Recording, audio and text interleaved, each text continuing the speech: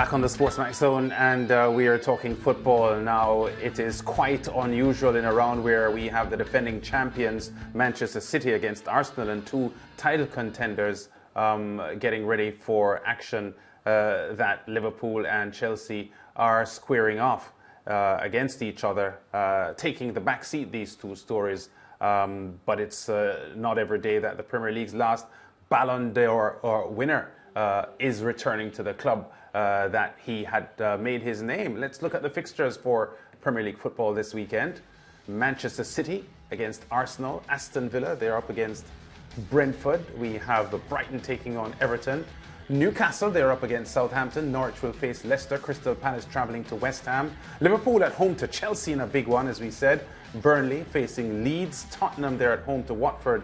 And the Wolves will be at home to the travelling Manchester United team. So let me get back to where we were, because we were making the point that it is unusual in a round where we have defending champions Man City and Arsenal and two title contenders Liverpool and Chelsea squaring off against each other, taking the back seat. But it's not every day the Premier League's last Ballon d'Or winner makes a return. Earlier on Friday, Manchester United announced they had reached an agreement with Juventus for the transfer of Cristiano Ronaldo, subject to agreement of personal terms, visa and medicals. News of Ronaldo's imminent transfer to Manchester United spread like wildfire and dominated the weekend's pre-match press conferences. Well, I don't know if it's good if he plays for any of our rivals. So I could handle the loss very well when he played in Italy and does not play for us. So if he will end up in Premier League, is good for the Premier League and shows like how competitive and how difficult this league is.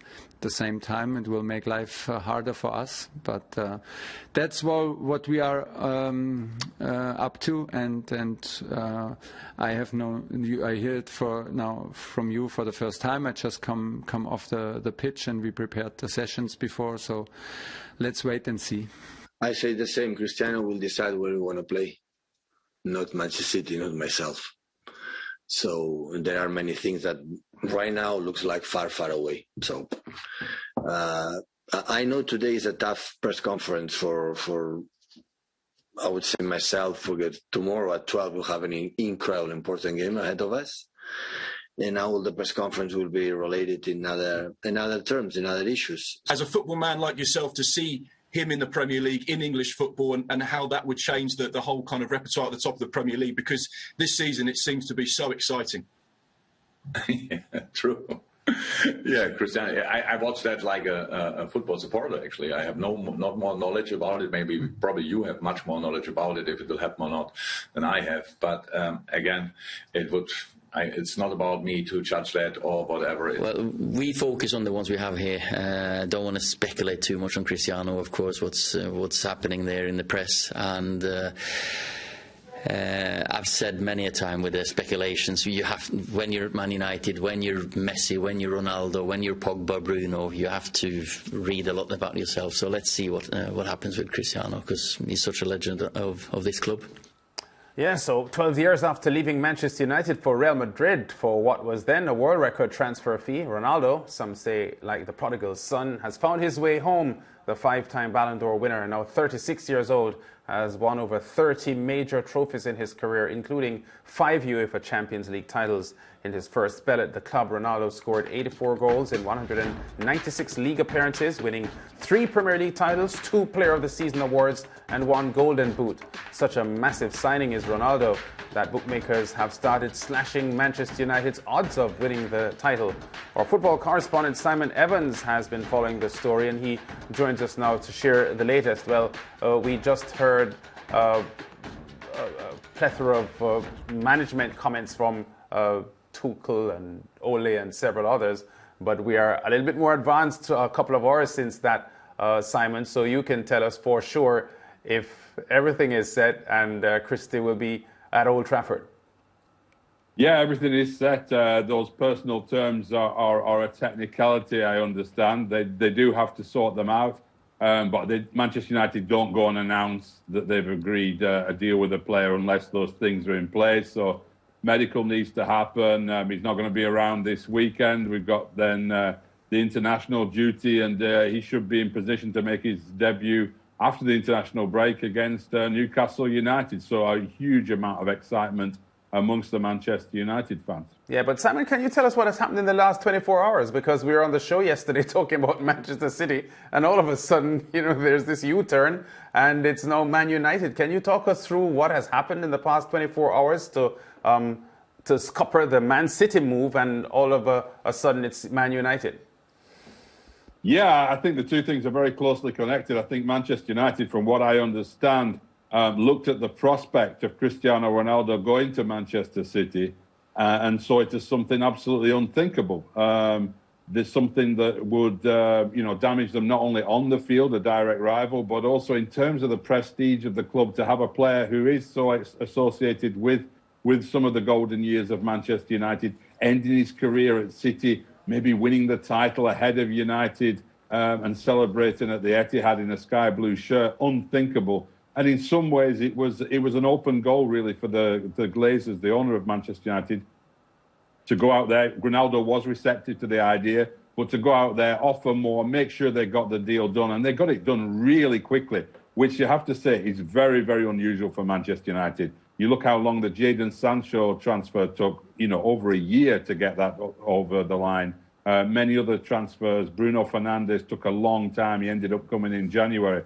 This one, literally yesterday, United decided, right, we've got to stop him going to Manchester City. We've got to bring him in.